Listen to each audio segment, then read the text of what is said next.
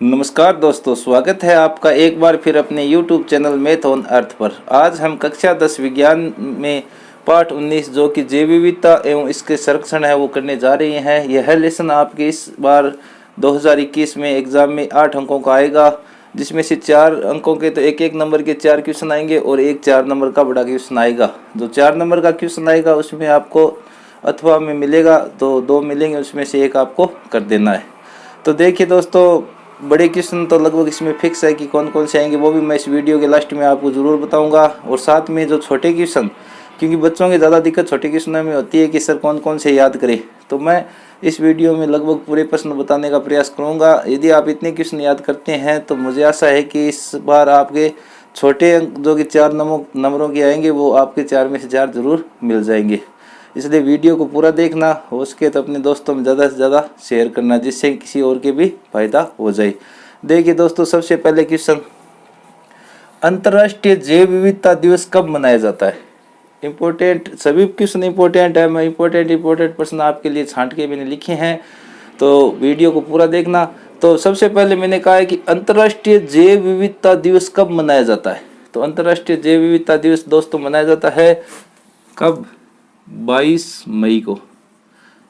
22 मई को ध्यान रखना, 22 मई को मनाया जाता है। इस बार आपके एग्जाम मई माह में है तो मई में ही है अंतर्राष्ट्रीय जैव विविधता दिवस भी, लेकिन तारीख अलग है। आपको 22 तारीख याद रखनी है कि 22 मई को मनाया जाता है।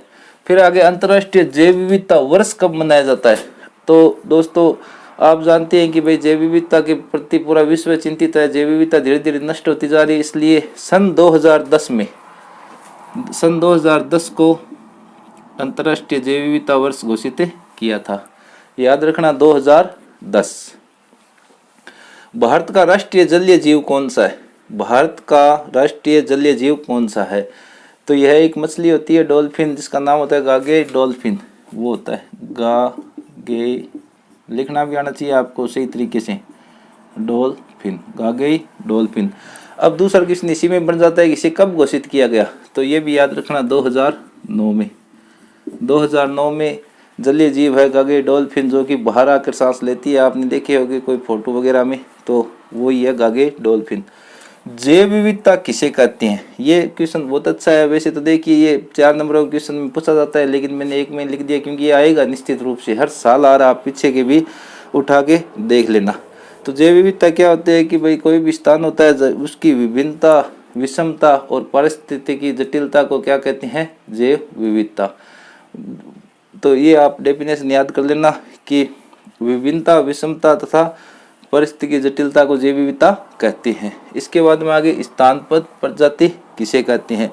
तो स्थानबद्ध प्रजाति आप सभी जानते हैं कि कोई एक क्षेत्र विशेष में पाई जाने वाली प्रजाति, क्षेत्र विशेष में मतलब एक ही स्थान पर पाई जाए, ज़्यादा जगह नहीं पाई जाए, निश्चित हो। जैसे मान लो मरुस्थल के जीव वो मरुस्थल में पाए जाएंगे, वो ठंडे क्षेत्रों में नहीं पाई जाती है। एक निश्चित स्थान पर पाई जाने वाली प्रजाति होती है, उसे स्थानबद्ध प्रजाति कहते हैं। इसके एग्जाम्पल भी है। अब देखिए वैज्ञानिकों, ये जो प्रश्न जो थोड़े बड़े हैं ना, वो मैं बोल के बता रहा हूँ, आप ध्यान से इसको याद कर लेना। वैज्ञानिक पृथ्वी पर पाए जाने वाली कितनी प्रतिशत प्रजातियां पहचान पाई हैं? तो दोस्तों 7% प्रजातियों को वो पहचान पाई हैं। ठीक है, 7% प्रजातियां मात्र अब तक वैज्ञानिकों को ज्ञात हो पाई है कि 7% प्रजातियां ये है, बाकी अभी तक उन्हें भी ज्ञात नहीं है। इसका मतलब पृथ्वी पर बहुत अधिक प्रजातियां पाई जाती है। और यदि संख्या पूछे तो आप लिख देना 15 से 20 लाख। 15 से 20 लाख, 15 से 20 लाख प्रजातियां हैं जिनको अभी तक पहचान पाई हैं। कई जगह 17 से 20 लाख भी होता है, आप चाहे तो इसको 17 से 20 लाख भी लिख सकते हैं, 17 से 20 लाख।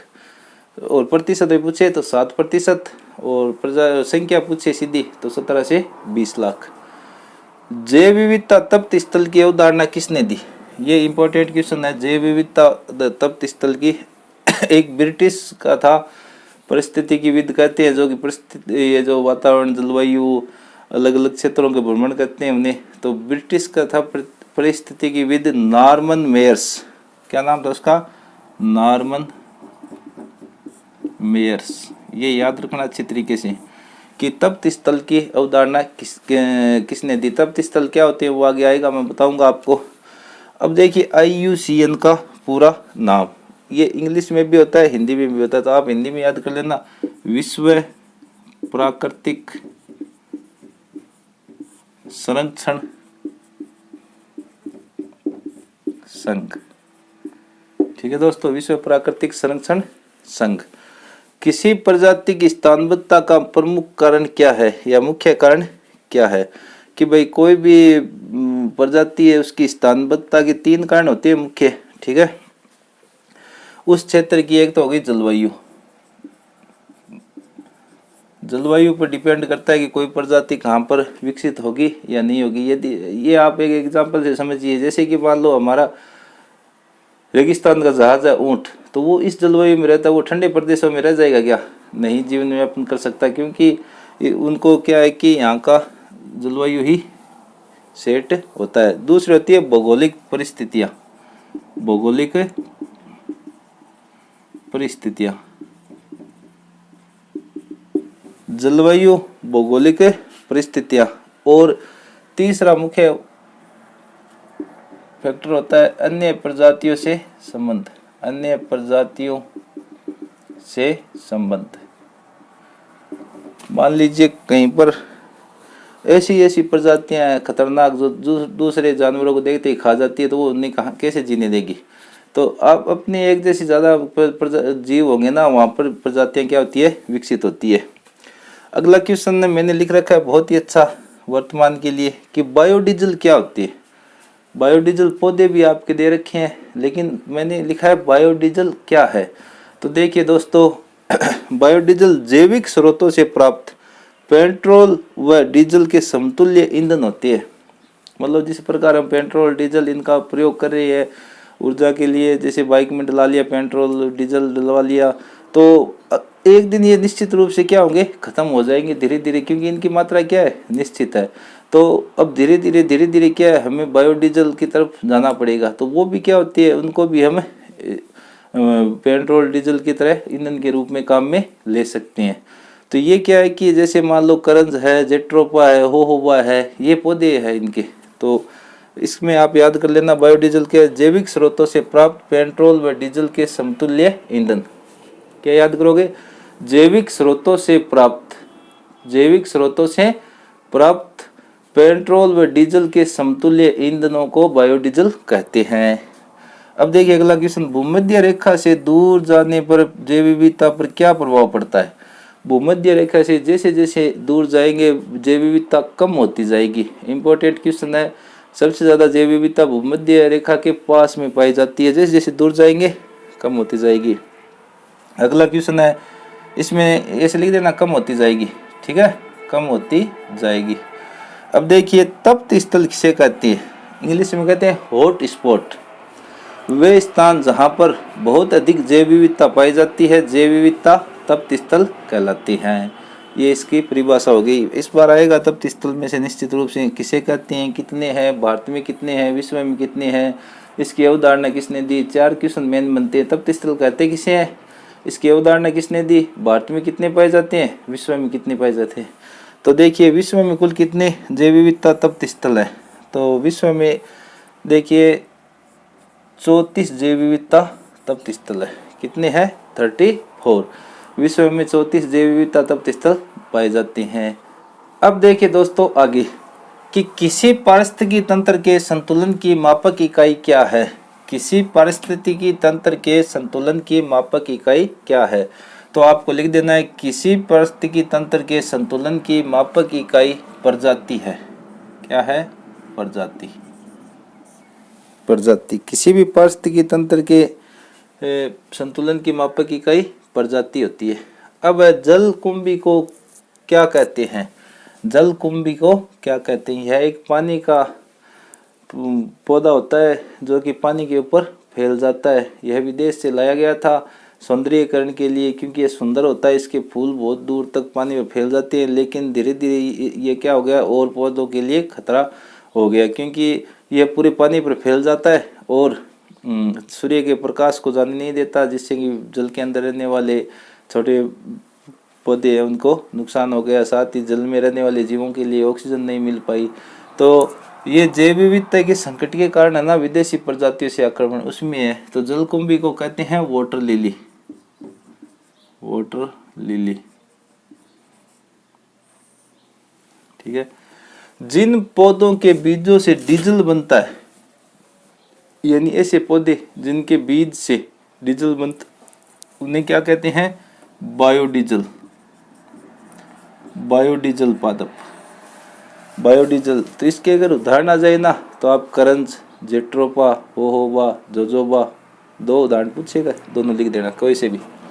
पृथ्वी सम्मेलन 1992 में कहाँ हुआ था? तो ये एक ब्राजील का शहर है, रियो डी जिनेरियो, रियो डी जिनेरियो, ठीक है, रियो डी जिनेरियो में। भारत में तप्त स्थल कितने व कौन कौन से हैं? तो जैसे कि आप जान चुके हैं कि विश्व में 34 तप्त स्थल यानी हॉट स्पॉट है। तो भारत में दोस्तों 3 पाए जाते हैं, जिनमें से 2 तो पूरे भारत में है और एक है ना उसका कुछ भाग भारत में है। तो एग्जाम में आ जाए तो आपको 3 ही लिखने हैं।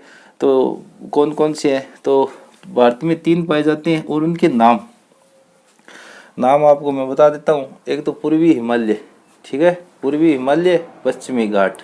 2 तो एकदम आसान है कि पूर्वी हिमालय और पश्चिमी घाट, ये तो 2 तो पूरे के पूरे क्या है भारत के अंदर।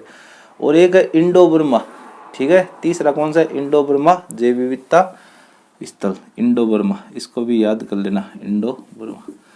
तो 3 हो गए, पूर्वी हिमालय, पश्चिमी घाट और इंडो बर्मा जैव विविधता तप्त स्थल। ये क्वेश्चन इंपॉर्टेंट है कि 2 स्थानबद्ध प्रजातियों के उदाहरण दीजिए, ठीक है। स्थानबद्ध प्रजाति वो प्रजाति आती है जो एक क्षेत्र विशेष में पाई जाती है, मतलब उनका एक निश्चित एरिया होता है कि इतनी दूरी पाई जाएगी, उसके अलावा कहीं पर भी विश्व में पृथ्वी पर नहीं पाई जाती। तो इनके 2 उदाहरण आप, एक तो लेमूर, लेमूर प्राणी होता है एक, ठीक है, लेमूर। ये एक द्वीप है मेडागास्कर, मेडागास्कर में केवल वहाँ पर पाया जाता है लेमूर। और एक है मेकाक बंदर, ठीक है, मेकाक बंदर, मेकाक बंदर, ये कहाँ पाया जाता है? पश्चिमी घाट में। ऐसे ही याद करना है, साथ में जगह का नाम भी आप याद कर लेना। भारत का जैव विविधता स्तर में विश्व में कौन सा स्थान है? तो जैव विविधता के अंदर अगर भारत का स्थान देखें तो 17 देशों में आता है नाम, यानी इसमें आपको 17 लिख देना कि 17वां नहीं है। जैव विश्व में जैसे मान लो कि 34 हॉट स्पॉट है और जैव विविधता स्थल और भी है, ठीक है। तो अगर भारत का देखें ना तो 17 बड़े जैव विविधता स्थलों में नाम आता है। मेंढक के व्यवसाय पर प्रतिबंध कब लगाया गया? पहले क्या हुआ दोस्तों कि यूरोप में इस साइड में क्या है कि मेंढकों के टांगों को खाने लग गए थे लोग, ठीक है। तो भारत में जंगल ज़्यादातर मेंढक पाए जाते हैं जंगलों में, तो यहाँ से क्या हुआ कि मेंढक को वहाँ पर भेजने लगे। लेकिन 1983 में क्या हुआ कि बहुत ज़्यादा मेंढक यहाँ से भेज दिए गए, जिससे कि जिन छोटे मोटे कीटों को मेंढक खाते हैं उनकी संख्या बहुत ज़्यादा बढ़ गई पृथ्वी के ऊपर, भारत के अंदर। तो फिर सरकार ने फैसला लिया, कब? 1 अप्रैल 1987 को, कि अब से कोई भी मेंढक का व्यवसाय नहीं करेगा, मेंढक का निर्यात नहीं करेगा। IUCN का गठन कब हुआ? ये भी इम्पोर्टेंट क्वेश्चन है कि IUCN का गठन कब हुआ? तो आप ध्यान रखना 1968 में। इसका पूरा नाम विश्व प्राकृतिक संरक्षण संघ है, इसका गठन हुआ था 1968 में। भारत में कितने राष्ट्रीय उद्यान है वर्तमान में? तो वर्तमान में आए तो आप 99 लिख देना कि भाई 99 राष्ट्रीय उद्यान है। रेड डाटा बुक क्या है? ये क्वेश्चन भी इम्पोर्टेंट है कि रेड डाटा बुक क्या है। तो देखिए दोस्तों कि हमारी पृथ्वी पर धीरे धीरे जैव विविधता खत्म हो रही है, तो ऐसी प्रजातियां या ऐसे जीव जो कि लुप्त होने की कगार पर है, संकटग्रस्त है, उनके लिए अलग से उनको एक पुस्तक के अंदर सूचीबद्ध किया है कि भाई इन पर ज़्यादा ध्यान दो, नहीं तो ये निश्चित रूप से ख़त्म हो जाएंगे। जैसे कि डायनासोर है वो हमारे ख़त्म हो गया, डोडो पक्षी था वो भी हमारे पृथ्वी पर कहीं पर भी नहीं पाया जाता। तो जो संकटग्रस्त या लुप्त होने की कगार पर है जीव जंतु, उनके जो एक पुस्तक के अंदर अलग से उनको सूचीबद्ध किया है ना वो रेड। तो दोस्तों आप लिख देना कि रेड डाटा बुक वह पुस्तक है जिसमें लुप्त होने की कगार पर पहुंच चुकी प्रजातियों को अलग से सूचीबद्ध किया गया है।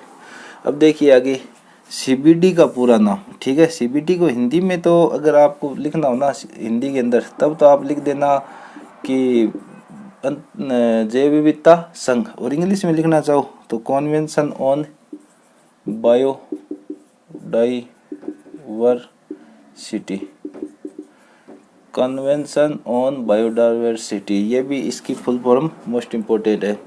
तो देखिए दोस्तों, मैंने इस वीडियो में आपको ज़्यादातर छोटे क्वेश्चन जो मोस्ट थे वो बता दिए। इनके अलावा आप जो बड़े क्वेश्चन याद करोगे ना, उसमें से भी क्या छोटे क्वेश्चन निकल सकते हैं। तो बड़े क्वेश्चनों में आपको मैं 3 क्वेश्चन बता रहा हूँ, वो आप निश्चित रूप से याद कर लेना। ठीक है, वो उनमें से हो सकता है छोटा क्वेश्चन भी आ जाए एक एक अंक का, या बड़ा तो जरूर आएगा ही।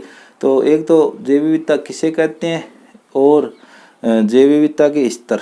ठीक है, 3 स्तर है, प्रजाति विविधता, आनुवंशिक विविधता और पारिस्थितिकी तंत्र विविधता। तो उसमें से भी आनुवंशिक विविधता बहुत ज़्यादा इंपॉर्टेंट है। यानी जैव विविधता किसे कहते हैं, आनुवंशिक विविधता को समझाइए, ये सबसे ज़्यादा इंपॉर्टेंट है। इसके बाद में जैव विविधता के संकट के कारण। ठीक है, तो जैव विविधता संकट के आपकी पाठ्य पुस्तक में 8 कारण दे रखे हैं। उसमें से विदेशी प्रजातियों से आक्रमण सबसे ज़्यादा इंपॉर्टेंट है, लेकिन आप मेरी माने तो 8वां याद कर लेना, क्योंकि वो कोई से भी 2 दे सकता है, तो 8वां याद कर लेना। और तीसरा क्वेश्चन है मतलब कि जैव विविधता का महत्व। ठीक है, इनमें से तीनों में से एक अथवा में आपको ज़रूर मिल जाएगा, और हो सकता है इनमें से क्या है कि वो छोटे क्वेश्चन भी पूछ ले।